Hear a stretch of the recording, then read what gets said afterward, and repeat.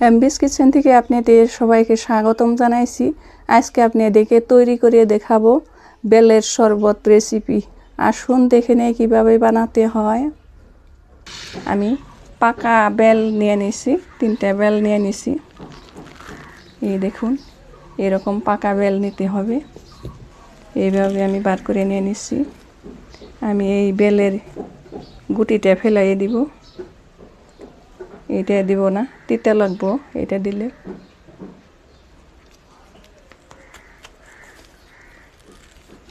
এইভাবে আমি চামচের সাহায্যে বেলগুলো বার করে নিব।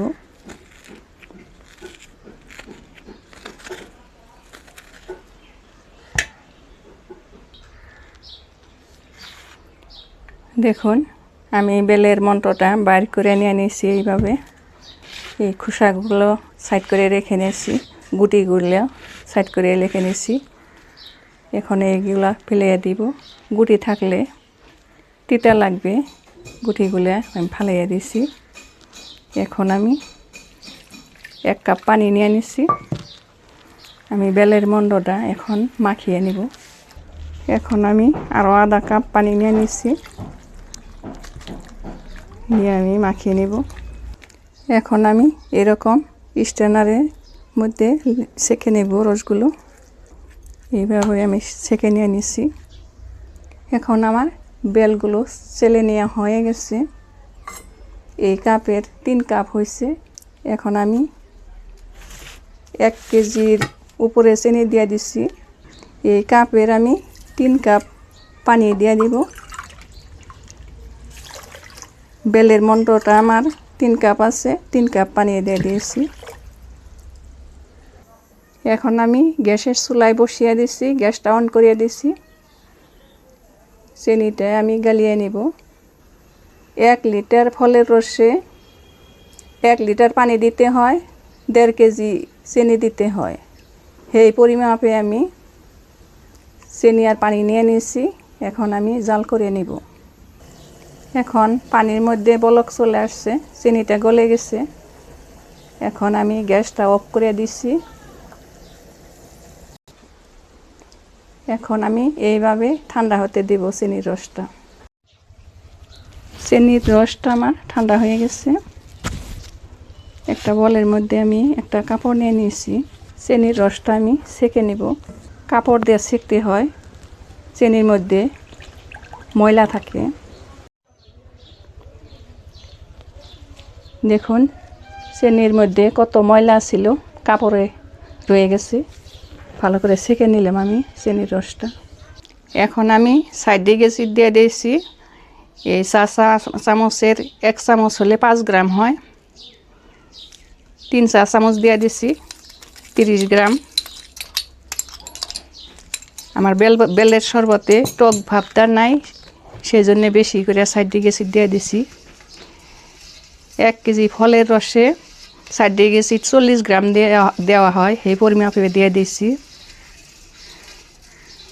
এখন আমি মিশিয়ে নিব। এখন আমি 2 গ্রাম পরিমাণে KMS দিয়ে দিলাম। 1 কেজি ফলের রসে 2.5 গ্রাম দেওয়া হয়। 1 কেজির কম আছে, আমি 2 গ্রাম দিয়ে দিছি। 750 ml আছে আমার ফলের রস। এখন মিশিয়ে দিয়ে দিছি।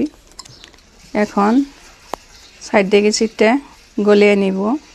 KMSটা এই প্যাকেটের থেকে দিয়ে দিচ্ছি, পটাশিয়াম মেটাবাইজ সালফাইড KMS।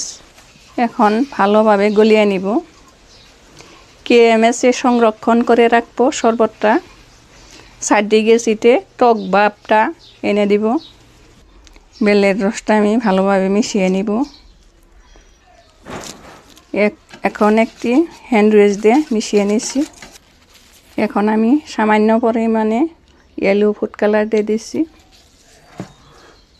ভালোভাবে মিশিয়ে নিছি।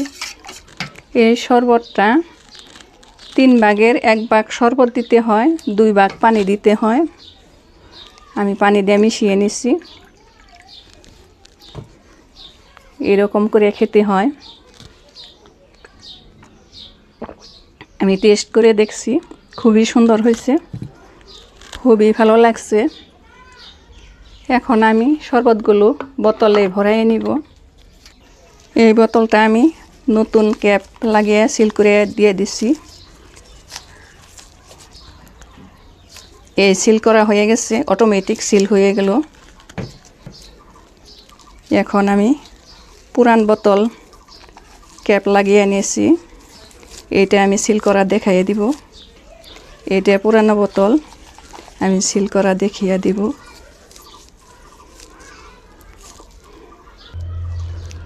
এরকম মোমের টুকরা আমি বাজারে থেকে কিনে নিয়ে এনেছি। এরকম একটা টেমার উপরে দিয়ে, পুরানা তাওয়ার উপরে দিয়ে আমি মোমটা গলিয়ে নিচ্ছি। এটা দিয়ে আমি সিল করা দেখাবো। বোতলের ক্যাপটা আমি টাইট করে লাগিয়ে দিয়ে দিয়েছি। এখন এরকম মোমে আমি ডুবিয়ে নিব। এই দেখুন, সিল করা হয়ে গেছে। এই জায়গায় যত ফাঁকা সব বন্ধ হয়ে গেছে, মোম ঢুকে গেছে, অটোমেটিক সিল হয়ে গেছে। আরও একটা দিয়ে দিয়েছি। এরকম করে মোমে ডুবিয়ে দিতে হয়। ফাঁকা অংশটা বন্ধ হয়ে গেছে মোম ঢুকে। এখন আমার অটোমেটিক সিল হয়ে গেছে। এই দেখুন, বোতলটা পুরা ভর্তি করে দিবেন না, এরকম অল্প খালি রেখে দেবেন। দেখুন আমার 6 বোতল শরবত হয়ে গেল।